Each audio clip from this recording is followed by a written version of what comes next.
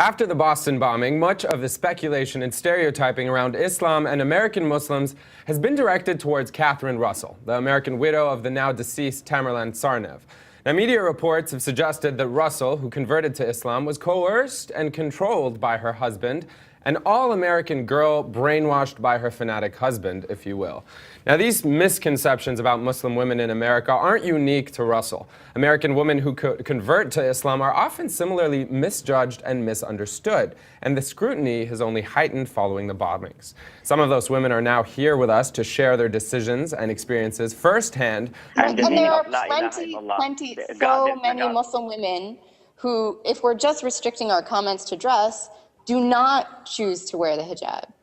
Yes. Whether or not, like, honestly, choosing to wear the hijab makes your life more difficult. It's a way in which you experience more prejudice. Based on a desire, if you will, to please God and only God. He should be foremost in your life. And really, I started wearing the hijab before I even made my shahada and decided to become Muslim.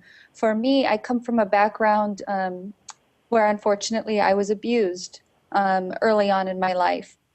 And for me, the hijab was a way, it gave me my self-confidence back. It gave me my self-worth back. I felt like this big weight had been lifted off of my shoulders, and all of a sudden I felt like I was being seen through new eyes by people. I had so much more respect from people. The difference that it makes on how you're treated. People look at you and they see you as a person, right? And not as, you know, a woman who's on a commercial trying to sell a car dressed in skimpy clothing. But I actually think that people look at me and they see a stereotype. Like, I still feel that people look at me and they see my scarf and they make certain assumptions about me that are just as inconvenient as if I didn't wear it. I don't feel like my authentic self is more seen. I was raised in the Congregationalist tradition, Ahmed, which is a pretty liberal Protestant tradition, maybe like one step to the right of Unitarianism. So I wasn't raised in a very Trinitarian church to begin with. And when I started to learn, I mean, look, you know, you mentioned earlier that my brother converted before I did, and I learned most of my Islam from him, but there were 7 years in between when he converted and when I converted. So I spent a long time thinking about this and asking questions. And what was it, though? But what were those answers that Terry referred to that brought you solace or brought you comfort or brought you whatever it is that makes you a Muslim? Joy, peace, modesty?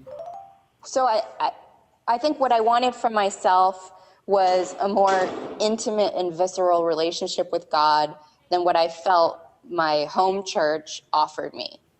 You know, I loved the way Muslims prayed. I loved that they prayed with their bodies. I loved that they prayed multiple times a day.